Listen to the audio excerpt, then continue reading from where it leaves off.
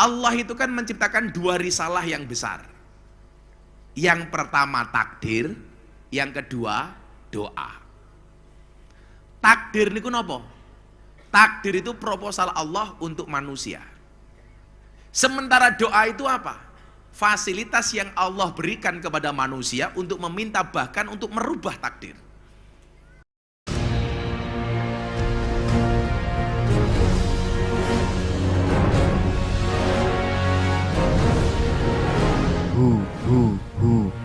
Allah.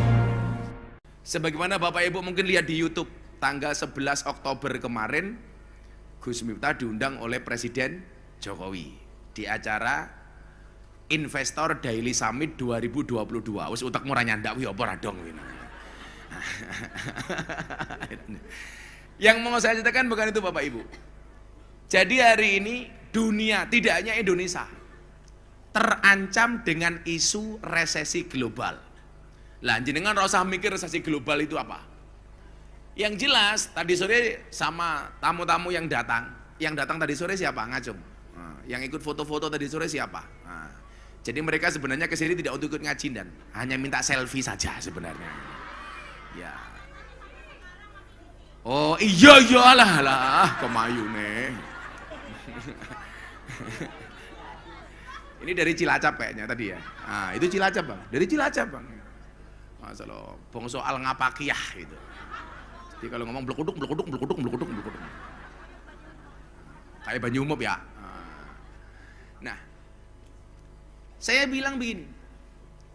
Resesi global itu hanya mengancam 3% dari orang di Indonesia, terutama mereka orang kaya dan orang kota. Lawang desa kaya awake dhewe niku rasa wedi. Karena nyuwun sewu, kayak kemarin COVID-19 yang justru punya daya tahan kuat itu orang-orang desa Bapak Ibu. Mungkin apa mboten? Bukan kok masalah kita sering terbiasa rekoso mboten. Tapi nyuwun sewu, kebanyakan orang desa itu mampu berdikari, berdiri di atas kaki sendiri. Sehingga hidupnya mandiri. Rata-rata wong desa itu dan itu punya sawah, punya ladang. Sehingga kebutuhan pokok harian bisa dipanen dari ladangnya sendiri. Makanya lah wong desa kaya awake dhewe penak kaya bunda niku nandur lombok, nandur bayam. Mila kadang-kadang bunda itu kalau abah lagi ngaji di luar kota, ambil video sedang di kebun cabe. Mbak panen cabe. Wah, saya jawab, masa ada petani secantik ini?" Iya. Ya padahal itu modus, enggak tulus sih modus itu. Ono kandang wedhus, jadi lah pondok mbeleh wedhus ya garek wedhuse dhewe. Jadi kita punya daya tahan yang kuat. Pengen mangan sayur, ya sayure dhewe.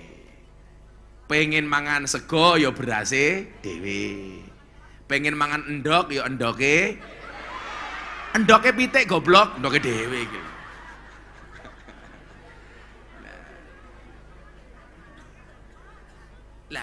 Makanya nyuwun sewu, itu gak akan ngaruh. Apalagi kula pengen nggih jenengan ngamalke sholawate Gus Miftah sing niku, Hasbi Rabbi Jalallah itu. Satu-satunya yang bisa menolong kita itu hanya Allah. Lah, kalau beberapa pengajian terakhir ini nyuwun sewu, bagaimana kemudian rencana Allah itu jauh lebih baik daripada rencana manusia. Bapak Ibu, kita ulangi pengajian yang lama. Allah itu kan menciptakan dua risalah yang besar. Yang pertama takdir, yang kedua doa. Takdir niku napa?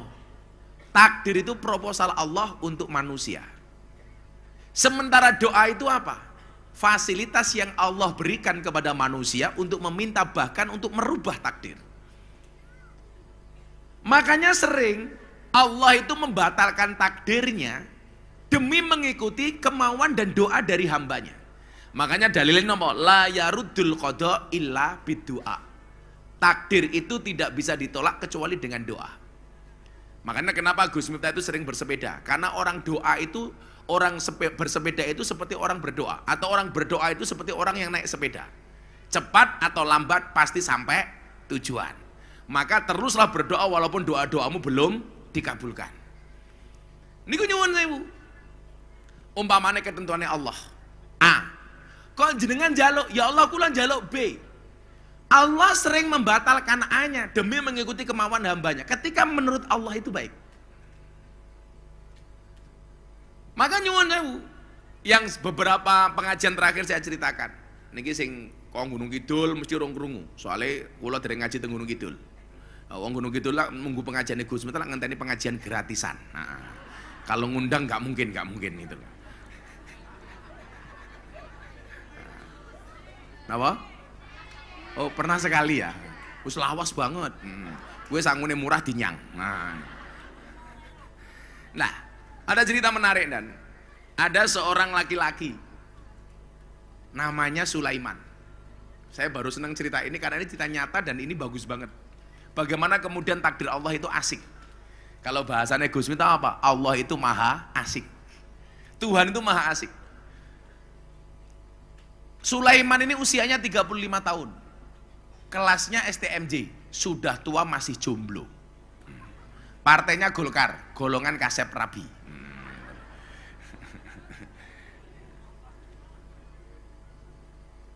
Nah, dia nggak menikah bang, bukan karena nggak pengen menikah, karena nggak ada satu perempuan pun yang mau dinikahi. Kenapa? Karena modalnya nggak ada, modelnya nggak masuk. Wah, kalau kayak Gus Miftah ini kan jelas, modelnya masuk, modalnya ada. Sombong amat. Makanya ya bojone ayu. Wah. Karena berangkat dari good rekening akan mendapatkan good looking. Nah, mbak-mbak pilih mana? Good rekening apa good looking? Nah, good rekening. Rupa-rupa matre dilawan. Nah, makanya teori ini Gus Miftah apa? Membahagiakan pasangan cukup dengan 70 cara. Satunya shopping, sisanya 69.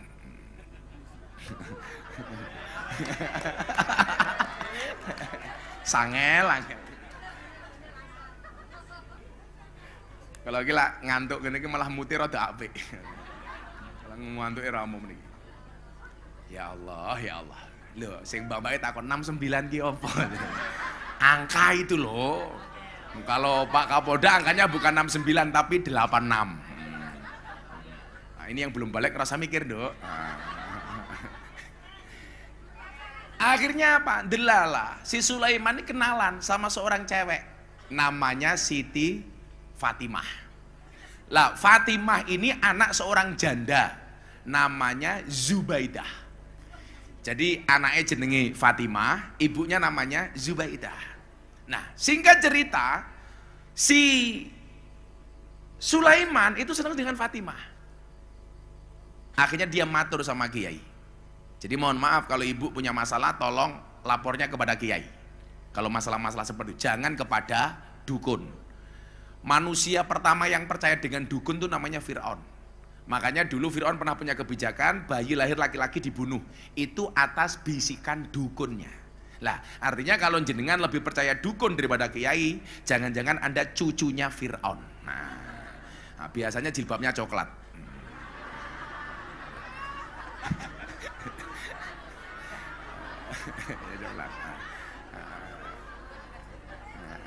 Loh, bunda ki ya coklat atau bunda ki wah? Ora, bunda pink. Yang jilbabnya kuning insya Allah lebih parah. Akhirnya matur sama Kiai begini dan Pak Kiai, saya itu senang sama si Fatimah tapi saya nggak percaya diri Kiai. Saya insecure, underestimate. Lah kenapa? Lah secara Kiai, wajah saya pas-pasan malah mohon maaf. Ini tidak ganteng lah, si Sulaiman tidak ganteng. Tidak ganteng itu ya jelek gitulah. Sementara si Fatimah cantik Kiai. Apa mungkin saya bisa menikah dengan Fatimah Kiai? Kiainya bilang, oh tidak ada yang tidak mungkin bagi Allah. Buktinya apa? Argentina kalah sama Arab Saudi.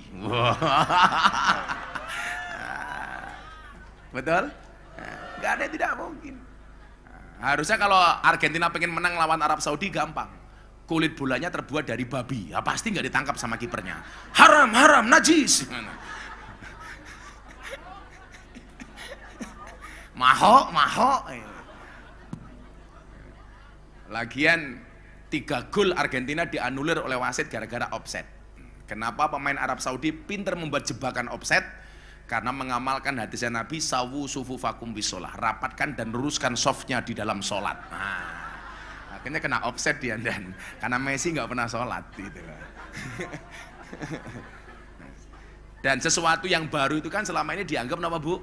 Kalau nggak ada contoh dari Nabi namanya bid'ah, kata mereka orang-orang yang galak itu. Berarti kemenangan Arab Saudi atas Argentina adalah bid'ah. Tapi tetap yang paling hebat Indonesia Pak.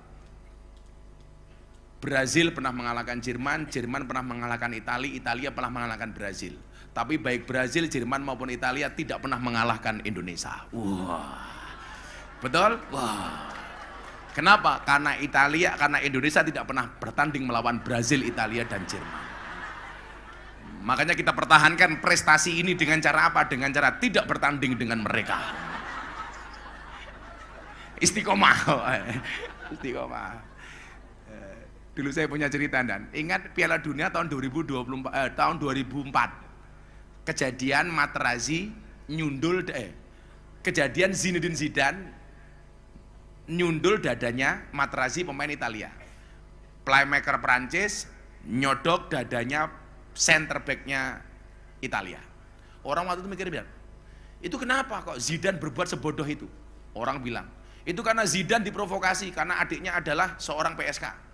Ada yang bilang, Zidane diprovokasi katanya ibunya orang Aljazair adalah seorang teroris. Ternyata mboten. Zidane dikatakan, dasar adikmu lonte, nggak marah dia. Udah bawah kata Zidane. Terus dihina lagi, dasar ibumu teroris. Zidane nggak marah. Akhirnya Materazzi nggak kehilangan akal. Materazzi langsung bilang, dasar kamu Zidane, PSSI. Zidane marah, gitu. Sundul wetengnya itu. Jadi Zidane marah dibilang PSSI. Malu saya. PSSI goblok kok. Akhirnya apa yang terjadi? Matur sama Kiai, yaudah kamu sholat. Sholat apa Kiai? Sholat hajat sama sholat tahajud. Berapa lama Kiai? Sebulan saja. Sambil setiap minggu kamu nampak di rumahnya si Fatimah, memperkenalkan diri kamu baik-baik dengan Fatimah. Akhirnya setiap malam dia sholat Bu. Sholat, doa diangkat. Ya Allah, bila dia jodohku jadikan dia istriku ya Allah. Namun bila dia jodohnya orang lain, tetap jadikan jodohku ya Allah. Gitu kan. Pokoknya dipaksa.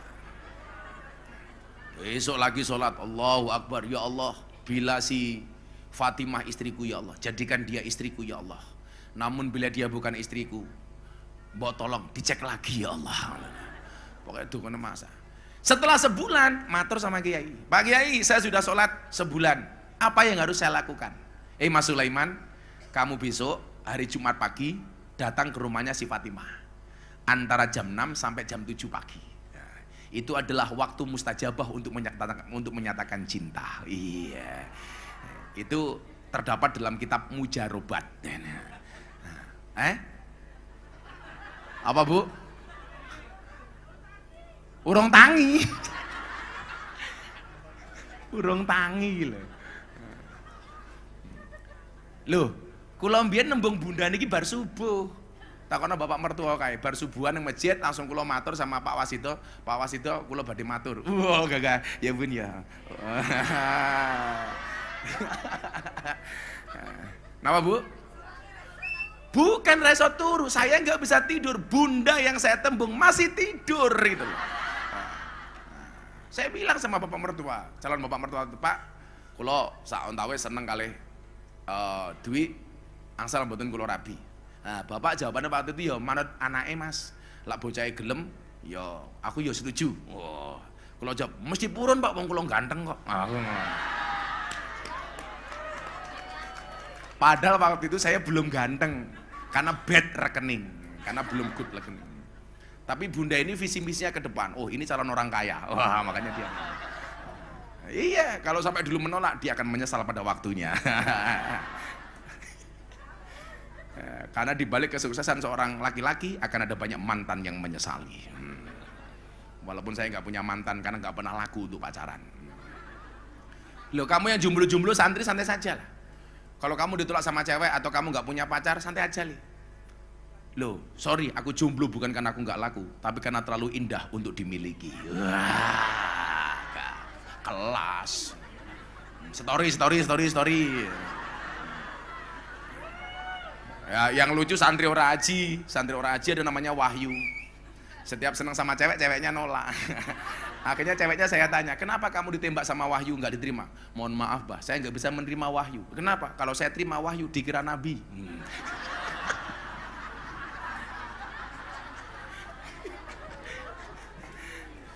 Wahyu so cute, ngono harusnya. Wahyu so cute. Ada lagi dulu kan bunda ini sering razia HP-nya santri dan kalau malam kan HP santri dikumpulkan. Itu kadang-kadang cowok-cowok laki-laki santri itu godain cewek, "Dek, mau nggak kamu jadi makmumku?" Nah, itu kan. Ceweknya jawab, "Sorry mas, aku udah sholat." Zong. Sama ada orang Tundan pamit sama ibunya pergi Kalimantan, Bu. "Bu, saya mau kerja di Kalimantan, doakan ya Bu." Ibunya jawab. Nah, jadi begitu anaknya pergi ke Kalimantan, ternyata anaknya di Kalimantan tetap miskin dan gak dapat apa-apa. Ketika saya lihat ternyata salahnya ibu. Jadi begitu anaknya pamit sama ibunya, "Bu, saya mau berangkat kerja di Kalimantan, doain ya Bu." Ibu ndonga, "Yona tak dongake muga-muga ning Kalimantan ra ono apa-apa." Gitu loh. Akhirnya kere ning Kalimantan. Mergo ibunya bilang mudah-mudahan di Kalimantan gak ada apa-apa. Kan ibu hati-hati. Kayak saya kemarin ditanya sama jamaah, "Gus, awet resep muda tidak cepat tua nggak mati-mati gimana Gus?" Gampang, jadilah orang budek. Lu orang budek tuh nggak akan mati karena nggak pernah dengar ketika dipanggil oleh Allah yang Maha Kuasa. Budek kok orang. Akhirnya bener dan dia datang pagi hari jam 6 sampai jam 7, jangan terlalu pagi, jangan terlalu siang. Ketemu di rumahnya Fatimah yang nemui ibunya, namanya Zubaidah. "Loh Mas, tumben isu-isu mriki ada apa?" "Bu, saya itu sudah sebulan lebih seneng ngawasi anak ibu namanya Fatimah. Boleh nggak Bu, Fatimah saya jadikan istri saya Bu." Mendengar lamaran si Sulaiman, Bu Zubaidah ini nangis, kaget. Mikirnya si Sulaiman, ibunya terharu karena anaknya saya lamar. Ternyata jawaban ibunya apa? Si Zubaidah, Mas Sulaiman, kok yang jenengan ki ngelamar Siti Fatimah. Saya itu sudah 1 bulan Mas Sulaiman berdoa supaya saya bisa menikah dengan Mas Sulaiman. Malah yang mau ibunya. Mate itu. Yang disukai anaknya, malah yang seneng ibunya. Langsung si Sulaiman batin, "Ya Allah, masa malaikat salah laporan ya Allah." Ini kan ada pertarungan doa. Si Sulaiman pengen menikah dengan si Fatimah, sementara Zubaidah ibunya pengen menikah dengan Sulaiman. Ini perang doa. Kira-kira kuat apa? Akhirnya si Zubaidah bilang, "Gimana Mas Sulaiman?" Dijawab sama Sulaiman, "Bu, saya punya kiai, saya tak konsultasi dulu sama kiai saya." Wila, santri-santri ora aji ki rungokno. Oh, pengen rabi malah mau selonong boy. Selonong boy ora matur, ngerti-ngerti rabi. Kula ana masalah yo sing disalahke kiyaine. Makanya saya bilang, anak-anak tolong jangan pacaran. Karena orang pacaran itu seperti orang kencing di dalam celana.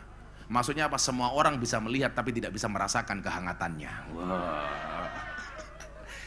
Akhirnya apa? Mulai si Sulaiman mikir, iki mesti malaikat salah laporan. Aku seneng karo anak yang malah seneng aku mbok nih kepiye. Akhirnya ketemu kiai, gawat kiai. Apa Sulaiman? "Saya seneng sama Fatimah, malah yang terima ibunya. Gimana kiai?" Kiainya bijak. "Udah, kamu jangan putuskan dulu dengan emosi. Kamu istikharah dulu, minta sama Allah. Siapa tahu ini adalah takdir terbaikmu. Kamu jangan tolak dulu." Nah, makanya para santri, kalau kamu seneng dengan santri putri, kok ada 2 orang yang kamu sukai, kamu surat istikharah, milih siapa. Tapi pesan saya satu, sebelum istikharah pastikan dua-duanya mau sama kamu. Sudah di istikharah gak ada yang mau Bang, wah. Bertepuk sebelah tangan. Nah, nyamuk saja mati ditepuk 2 belah telapak tangan, masa cintamu bertepuk sebelah tangan? Akhirnya dia istikharah. Setelah istikharah seminggu, dia matur sama Kiai, "Ya sudah Kiai, saya terima. Nggak ada rotan akar pun jadi. Nggak dapat Fatimah Zubaidah, nggak ada masalah. Yang penting rabi." Akhirnya Kiai diterima, sudah persiapan. Bu Zubaidah senangnya minta ampun karena janda kaya. Sewa gedung, sewa catering, sewa macem-macem. untuk melaksanakan pernikahan Sulaiman dengan Zubaidah. Undangan disebar. Seminggu sebelum pernikahan terjadi insiden. Zubaidah kecelakaan, tabrakan motor, mati. Akhirnya keluarganya bingung. Waduh, gedung sudah dibayar, catering sudah dibayar. Ini kalau nggak ada pernikahan, rugi bandar. Akhirnya apa? Setelah rapat keluarga diputuskan yang meneruskan pernikahannya adalah anaknya Fatimah. Akhirnya hari itu si Sulaiman mengumpulkan innalillah dengan alhamdulillah.